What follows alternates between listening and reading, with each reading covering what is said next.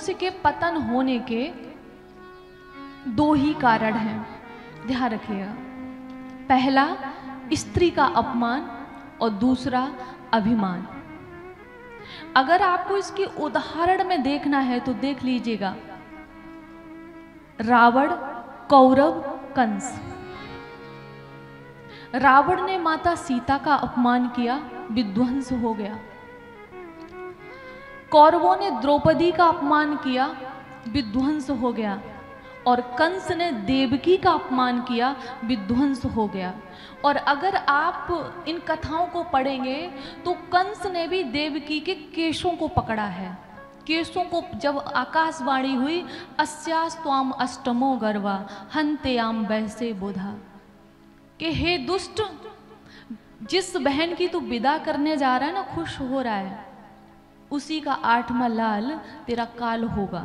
जो ये आकाशवाणी सुनी तो वो ऐसा भी तो कर सकता था कि वो कहता हाँ मार दूंगा, जेल में बंद कर दूंगा, ये भी तो कह सकता था। नहीं, केशों को पकड़ा, घसीटा और तलवार निकाल ली मारने के लिए। ये माताओं के लिए जो कहा जाता है ना कि केशों को खोलना नहीं चाहिए, ये मैं आपको बताऊं कहीं ना कहीं वास्तविक निषेध है।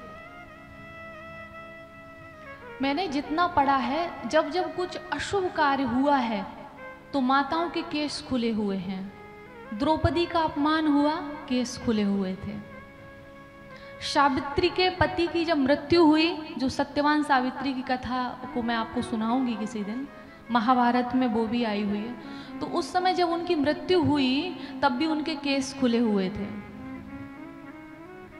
और जब ये कौरव मारे गए तो इनकी पत्नियों के सबके केस खुले हुए थे। और भगवान ने ये द्रौपदी से कहा भी था, जब द्रौपदी अपने केस दिखाती थी कृष्ण भगवान को कि इनकी लाज रखना, क्योंकि इनको अपमानित किया गया है, तो उन्होंने कहा भी था कि तुम जो ये अपने अपमानित केस दिखा रही हो ना द्रौपदी, तुम राजरानी बनोगी।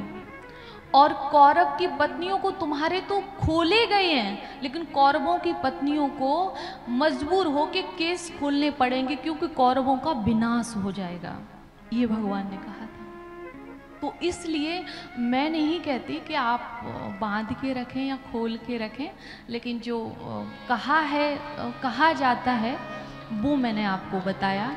और बस मैं ये ज़रूर कहूँगी, इस कथा से जितना आपने समझा हो उतना करिएगा। मेरा तो बस यही निवेदन है और इससे अधिक तो कुछ नहीं है।